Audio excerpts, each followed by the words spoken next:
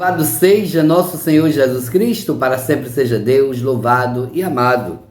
Amados irmãos e irmãs, a nutrição diária da Palavra de Deus para nós hoje, o Evangelho de Lucas, capítulo 9, versículo do 43 ao 45. Naquele tempo, todos estavam admirados com todas as coisas que Jesus fazia. Então Jesus disse a seus discípulos: prestai bem atenção às palavras que vou dizer. O Filho do Homem vai ser entregue nas mãos dos homens. Mas os discípulos não compreendiam o que Jesus dizia. O sentido lhes ficava escondido, de modo que não podiam entender, e eles tinham medo de fazer perguntas sobre o assunto. Palavra da salvação. Glória a vós, Senhor. Amados irmãos e irmãs, Jesus, nessa subida para Jerusalém, Jesus começa a falar para os discípulos dos últimos acontecimentos. E aqui é interessante que muitas vezes, quando Jesus falava, os discípulos tinham curiosidade para perguntar a Jesus o significado das coisas.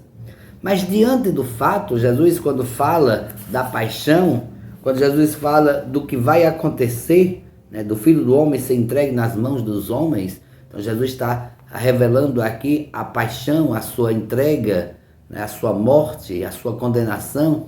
Os discípulos preferem então ficar calados. Os discípulos não querem entender, ou melhor, não querem aceitar esta condição.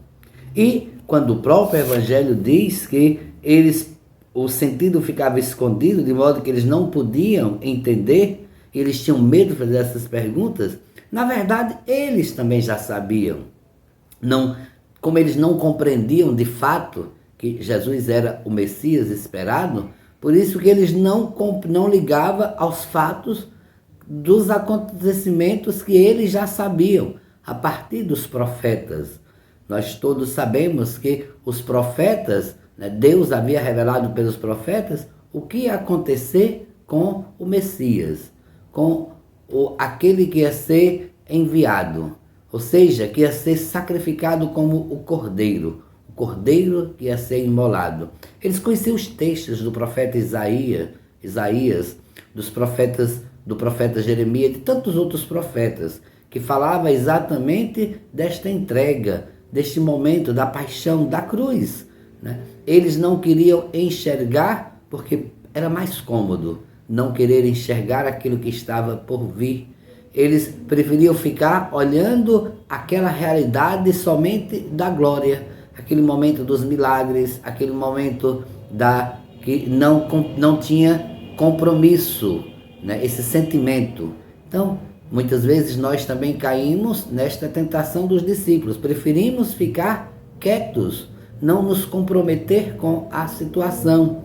É a forma também de se acomodar diante das realidades que são provocativas e que nos chama a assumir o nosso compromisso, assumir a nossa cruz. Então os discípulos preferiam ficar calados porque tinham medo.